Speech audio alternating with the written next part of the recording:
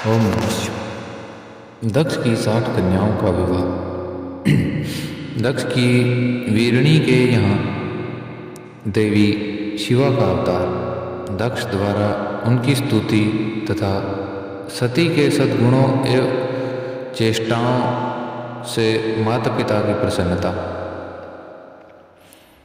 ब्रह्मा जी कहते हैं, देवर्षि इसी समय दक्ष के यहाँ बर्ताव को जानकर मैं भी वहाँ आ पहुँचा और पूर्वतः उन्हें शांत करने के लिए सांत्वना देने लगा। तुम्हारी प्रसन्नता को बढ़ाते हुए मैंने दक्ष के साथ तुम्हारा सुंदर स्नेहपूर्ण संबंध स्थापित कराया। तुम मेरे पुत्र हो, मुनियों में श्रेष्ठ और संपूर्ण देवताओं के प्रिय हो। अतः बड़े प्रेम से तुम्हें आश्वासन देकर मैं फिर अपने स्थान पर आ गया।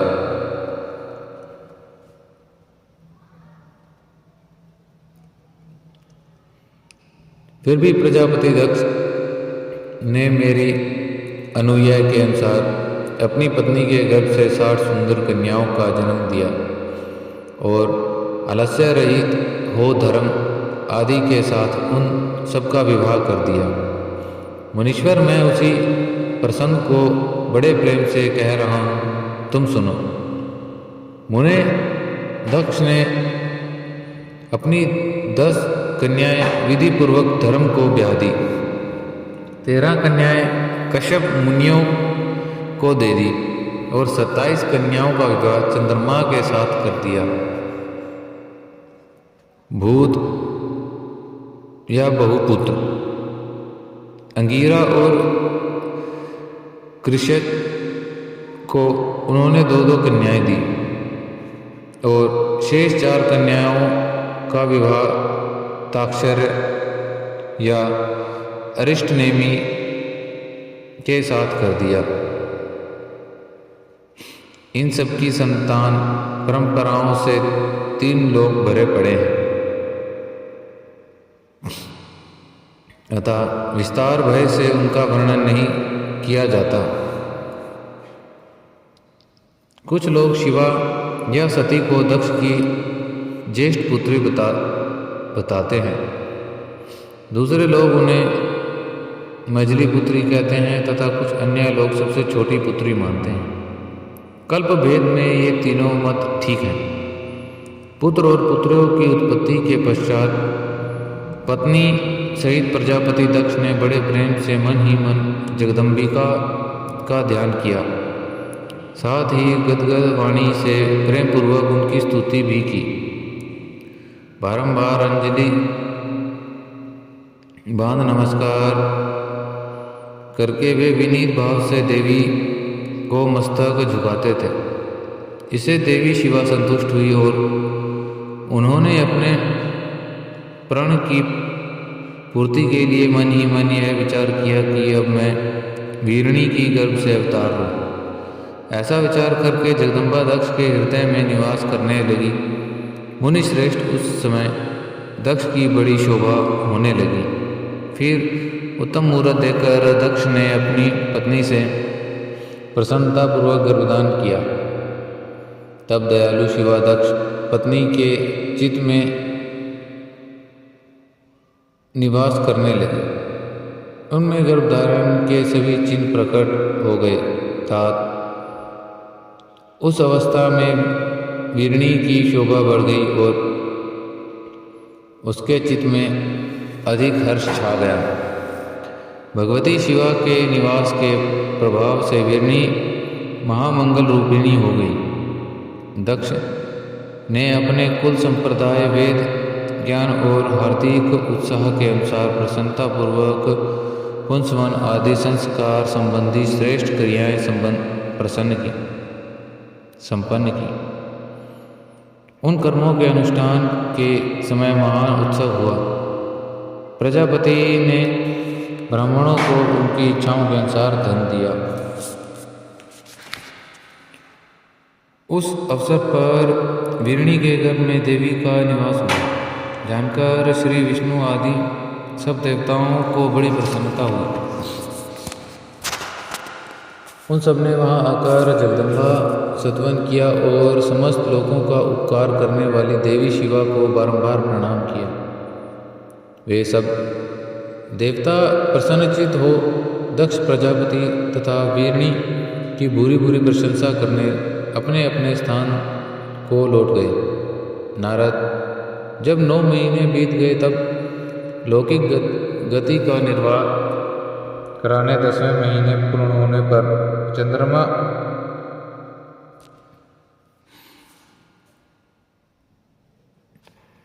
आदि ग्रहों तथा ताराओं की अनुकूलता से युक्त सुखद मुहूर्त में देवी शिवा शीघ्र ही अपनी माता के सामने प्रकट हुई। उसके अनुसार अवतार लेते ही प्रजापति दक्ष बड़े प्रसन्न हुए और उन्हें महान तेज से देदीप्यमान देख उनके मन में यह विश्वास हो गया कि साक्षात वे शिवा देवी ही मेरी पुत्री के रूप में प्रकट हुई हैं। उस समय आकाश से फूलों की वर्षा होने लगी और मेघ जल बरसाने लगे। मुनीश्वर सती का जन्म लेते ही संपूर्ण दिशाओं में तत्काल शांति छा गई। देवता आकाश में खड़े हो मांगलिक बाजे बजाने लगे। अग्निशालाओं की बुझी हुई अग्नियां सहसा प्रज्वलित हो उठी और सब कुछ परम मंगलमय हो गया। वीरणी के गर्भ से साक्षात जगदम्बा को प्रकट हुई देख दक्ष ने दोनों हाथ जोड़कर नमस्कार किया और बड़े भक्ति भाव से उनकी बड़ी स्तुति की। बुद्धिमान दक्ष के स्तुति करने पर जगदम्बा शिवा उस पर दक्ष से इस प्रकार बोली जिसे माता वीरणी न सुन सके। देवी बोली, प्रजापते, तुमने पहले पुत्री रूप में मुझे प्राप्त करने के लिए मेरी आराधना की थी। तुम्हारा यह मनोरथ आज सिद्ध हो गया। अब तुम उसी तपस्या के फल को ग्रहण करो। उस समय दक्ष से ऐसा कहकर देवी ने अपनी माया के शिशु रूप धारण कर लिया और शैशव भाव प्रकट करती हुई वे वहाँ रोने लगी। उस बालिका का रोदन सुनकर सभी स्त्रियां और दासियां बड़े वेग से प्रसन्नतापूर्वक वहाँ आ पहुँची। अस्किनी की पुत्री का अलौकिक रूप देखकर उन सभी स्त्रियों को बड़ा हर्ष हुआ। नगर में सब लोग उस समय जय जयकार करने लगे। गीत और वाद्यों के साथ बड़ा भारी उत्सव होने लगा। पुत्री का मनोहर मुख देखकर सबको बड़ी ही प्रसन्नता हुई। दक्ष ने वैदिक और कुलोचित आचार का विधिपूर्ण अनुष्ठान किया। ब्राह्मणों को दान दिया और दूसरों को भी धन बांटा। सबको यथोचित गान और नृत्य होने लगे। भांति भांति के मंगल कृत्यों के साथ बहुत से बाजे बजने लगे। उस समय दक्ष ने समस्त सद्गुणों की सत्ता से प्रसन्नचित होने वाले अपनी 10 पुत्रियों का नाम प्रसन्नतापूर्वक उमा रखा।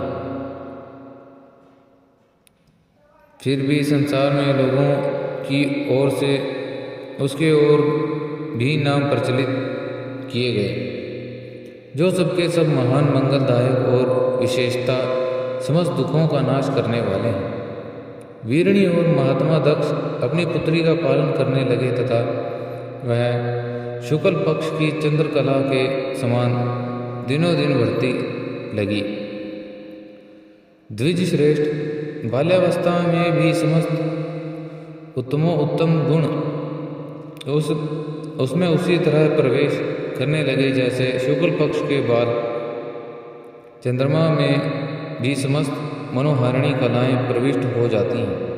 दक्ष कन्या सती सखियों के बीच बैठी बैठी जब अपने भाव में निमग्न होती थी तब बारंबार भगवान शिव की मूर्ति को चित्रित करने लगती थी। मंगलमय स्थिति सती का यह बाल्योचित सुंदर गीत गाती। तब शतानु हर एव रुद्र नाम लेकर समर शत्रु शिव का स्मरण किया करती थी। ओम नमः शिवाय।